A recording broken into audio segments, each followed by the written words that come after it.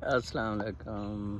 2 minute نون میم چوہان کے ساتھ میں حاضر۔ کھیل پاکستان میں بہت دلچسپ ہوتا جا رہا ہے۔ جنرل فیض حمید کی استادیاں رنگ لا رہی ہیں، کبھی امریکہ کو اپنے ساتھ ملانے کی کوشش، کبھی چین کو، اور اس طرح کا مکار آدمی آخر آ کے پھنس جاتا ہے۔ اب آخر چین کے ہاتھ آ کے پاکستان بالکل پھنس چکا ہے۔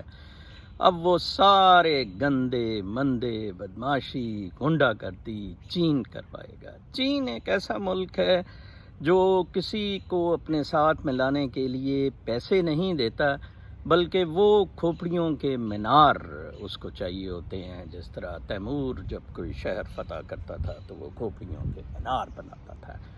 تو اب پاکستان میں یہی معاملہ شروع ہو رہا ہے۔ چین اس وقت بہت ریجن میں مستحکم پوزیشن میں آ گیا ہے۔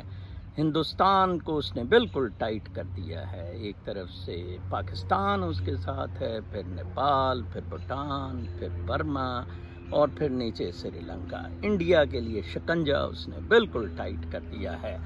آج کل کوکینی نے، عمران کوکینی نے شہید کہا اس کو، اسامہ کو، اور آج اس نے ایک ٹویٹ داغ دی کہ جناب صاحب یہ جو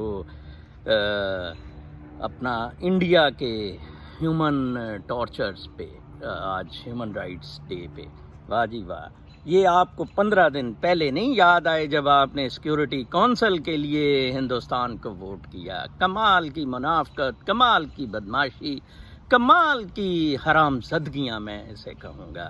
شکر ہے میں تو ادھر ہوں اس اشرافیہ کے خلاف بول کے۔ یہ تو نہیں ہوگا کہ یہی جج پھر بلاتے پھریں اور مولانا صاحب کو کورٹ سے گرفتار کرواتے پھریں۔ مولانا نے غلط کیا کہا ہے؟ یہ 1 لاکھ اشرافیہ بدماش ہیں۔ ہاں، مولانا کا قصور یہ ہے، مولانا نے فوجی جرنیل اس میں نہیں کہے۔ مولانا کو چاہیے تھا کہتے کہ یہ جنرل فیض حمید کا سرکس جونس ہے، اس بدماش کو، اس غنڈے کو پکڑا جائے۔